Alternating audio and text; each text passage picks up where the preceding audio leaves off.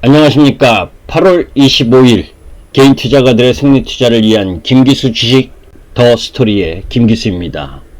자, 지난번에도 한번 이 시간을 통해서 공매도와 관련된 내용을 이야기한 적이 있습니다.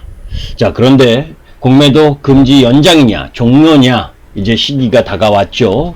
9월 15일이 그 해제의 날인데 그 이전에 결정이 나야 됩니다.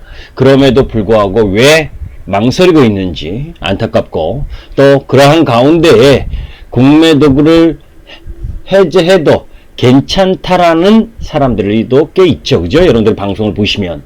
그런데 그런 사람들은 직접 매매를 하지 않는 사람들이에요. 무슨 얘기냐면 그네들이 이야기하는 이야기 중에 부분은 뭐냐, 어떤 기업을 매도를 해서 공매도를 해서 주가가 떨어지고 나서 떨어진 다음에 그 이후에 회사가 좋아지면 주가가 올라가고, 그러면 공매도를 했던 사람들이 뭐예요? 손해를 보니까, 고가에도 공매도 했던 사람들이 다시 재매수를 하면서 주가가 더 올라갈 수 있다. 일정 정도 맞죠, 그죠? 제가 지금 그걸 이야기하는 겁니까? 그 이야기도 마찬가지입니다. 그죠? 그 이야기도 그러면 단기 매매에 들어갔던 개인 투자가들이 다 죽인 다음에 주가 올라가 보니 그 실제로 개인 투자가에게 다른 개인 투자가는 또 도움이 되겠지만 그 단기적으로 그 회사의 성장성을 보고 매매했던 사람들에게는 단기적인 피해죠. 그죠? 그것도 마찬가지이고, 그렇게 얘기하는 사람들은 제대로 된 공매도의 병폐를 알고 있지 못한 겁니다. 그죠? 제가 공매도에 이야기하는 부분들은 무차익 공매, 그죠? 무차익 공매도. 여러분들 읽어보세요. 시장이 지금 자세하게 들어가서 설명을 드리겠지만 아주 극단적인 설명은 이겁니다. 시장이 갑자기 악재가 딱 떴어요. 그죠? 그럼 개인 투자가들은 실질적으로 지금 현재의 제도 하에서는 공매도를 할 수가 없습니다. 그죠? 아주 극히 일부 공매도가 있긴 하지만 쉽지가 않아요. 주식을 빌리기도 어렵고.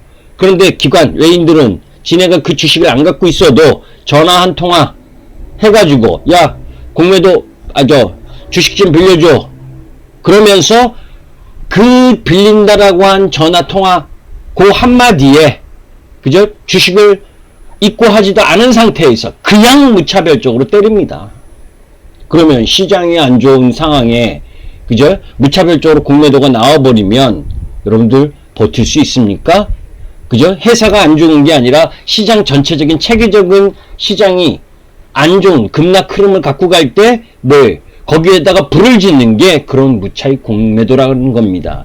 그런 거를 경험해 보지 못한 인간들이, 그죠? 지금의 제도에서 공매도 다시 열어도 상관없다? 한심하죠. 그죠? 제도가 잘못됐으면 제도를 개선해야 되는 거 아닙니까? 그 제도가 개선된 이후에 하면 몰라요. 그죠? 저도 그렇게 된다면 굳이 반대하고 싶지는 않지만, 그죠? 실질적인 부분들을 제대로 알지 못하고 건성건성 이제 어떠냐는 식으로, 그런 식으로 공매도를 바라보면 안 된다. 그죠? 2016년에 한미아품 공매도 의혹 혹시 알고 계신 분들 계실지도 모릅니다. 또 새롭게 투자하시는 분들은 잘 모르시는 분들이 더 많을 거고, 그죠? 한미아품이 그랬어요. 그죠? 악재 뉴스, 악재 공시하기 이전에 죽으라고 때리고, 그죠? 그래서 삼성증권 난리 났었잖아요. 그죠? 유령 주식을 매도했다가, 그죠? 그리고 또 그 다음에 또 호재 뉴스 나왔다가, 엎치락뒤치락 하면서 거기에 피해보는 사람들은 누구입니까 도대체? 개인 투자가라는 거예요. 그죠? 개인 투자가. 그런데 그런 제도를 개선하지 않고 한다? 안 되죠. 그죠? 자, 그런 부분은 있습니다. 자, 여기서 한번 보세요. 2019년 공매도 거래 대금입니다. 그죠? 기관이 31조 공매도. 작년에 외국인이 46조. 합계 78조를 공매도로 했어요. 코스닥이 25조, 그것까지 합치면 103조. 개인들은 1조 정도 공매도를 했는데 아주 특수한 경우를 제외하곤 자, 이런 부분들이 나오고, 이걸 이 판을 보면 얼마만큼 외국인과 기관에 집중되어 있는지 알 수 있잖아요. 그죠? 해외하고 우리하고 틀린 부분은 이 부분입니다. 해외는 개인 직접 투자 비중이 작아서 공매도가 어느 기관과 기관, 이런 싸움이에요. 그런데 우리나라의 지금 현재의 공매도는 조금 전에 여러분들 거래 비중에서 보았듯이 외국인과 기관, 이 손잡고 그저 개인 죽이는 역할을 했던 게 공매도입니다. 찬성측과 반대측 입장 여기 나와 있죠. 그죠? 찬성은 뭐 가격 하락 요인 반영해서 거품 방지하는 데 기여하고, 한마디로 얘기하면 선진기법이라고 얘기하고 있어요. 우리 선진기법 하지 말자고. 그죠? 그 회사의 실적이나 성장성이 안 좋으면 주식 매수하지 말고, 응? 반대로 좋으면 주식을 매수하게끔 하고, 이게 정상 아니에요? 아니면 적어도 공매도를 했을 때 차입을 한 거에 대해서 확실하게 얼마만큼 어디서 차입을 했다라는 걸 매번 공시하게끔 제도화를 해야 될 거 아닙니까? 그죠? 그렇지 않고 계속해서 한미약품이든지 그 이전에 셀트리온이든지 그런 공매도의 병폐를 알고 있으면서 제도 개선 없이 또다시 공매도를 제기한다면 그건 개인들을 농락하는 거다. 그죠? 무차익 공매도 금지한 나라가 전부 다입니다. 그런데 우리나라에서는 무차익 공매도가 나온 상황이에요. 그리고 우리는 벌금 찔끔. 그죠? 차라리 벌금이 아니라 징역형을 시키든지. 그죠?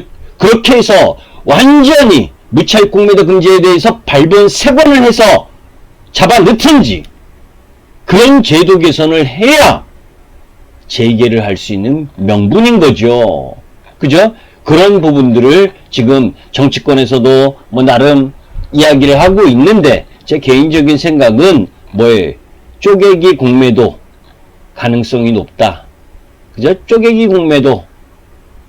그게 뭐예요? 특정 큰 종목들, 시가총액 큰 종목들.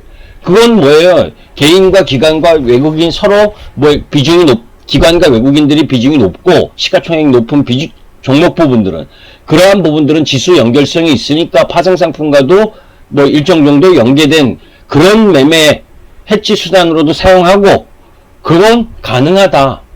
그런데 코스닥이나 거래소나 시가총액이 1조 이하의 종목들까지, 특히 몇천억도 안 되는 시가총액을 갖고 있는 종목까지 공매도를 해지한다면 그것은 철저히 반대를 하고, 그렇게 하면 안 된다라는 걸 다시 한번 이야기하고 싶고, 이러한 결정이 조만간 날 겁니다. 그죠? 그런 부분들 속에서 공매도 관련된 부분에 여러분들이 시각을 좀 갖고 보실 필요가 있다. 그죠? 그래서 다시 한번 공매도와 관련된 부분을 여러분들께 말씀드렸습니다. 흥분했어요. 그죠? 전 개인 투자가들의 입장, 개인 투자가들이 승리 투자하기 위한 그 입장으로 바라본다면 어설프게, 그죠? 아무것도 아니다. 공매도가 괜찮다. 해제해도 괜찮다. 이런 매매도 안 해본 그 정신 부분을 저는 바로잡고 싶기 때문에, 그죠? 그런 말에 현혹되지 말아라. 공매도는, 그죠? 제도 개선을 확실하게 하지 않고 제기한다면 그건 안 된다. 개인 투자가들에게 피해를 줄 수 있는 요인이다. 이런 부분을 다시 한번 말씀드립니다. 감사합니다.